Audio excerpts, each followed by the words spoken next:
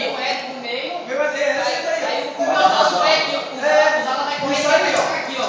Ou aqui ou aqui, ó. Vai mais perto. O meio tem que acompanhar. É, o meio tem que acompanhar. E o chute do Josinal, se for aparecer a bater, o chute não vai bater, ele vai bater cruzado. E sabe o que vem do meio? Ele chuta forte, o chute É o ele Ed, vai é descer a o perna. Ed. E o Ross. Na hora que ele fechar a tala aqui, É o Ed ou o Ross. ele já tem que acompanhar.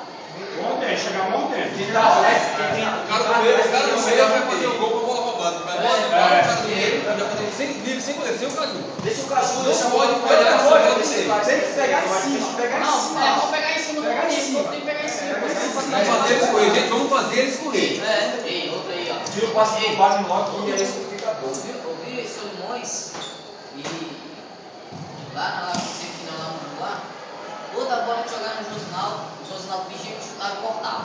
Entendeu? Vamos pegar nessa daí, mano. Porque se o cara der o corte, o cara foi de primeiro, dá de carrinho. E o cara bateu no chão de bola pra trás, já foi. O gol saiu assim do Wagner. Ele fingiu que o Jardim deu o carrinho, Jardim ficou, ele só rolou pro Wagner. Do jeito que a bola veio, o Wagner tirou o Jardim, não tem como, filho. Entendeu? A bola rápida. Goleiro que nós esquece. O Josinal, ele vai dar aquele peitinho dele. É assim, ó. Goleiro que esquece. Quando você sabe marcar. tem que fechar o segundo aqui. A jogada dos caras é só o segundo palma. Quando a bola dá, é automático. Você dá uma cavadinha, o cara de lá, corre, o cara que tá aqui, dá uma bater Fechando a área. Fecha o segundo. Tá muito no jornal na área.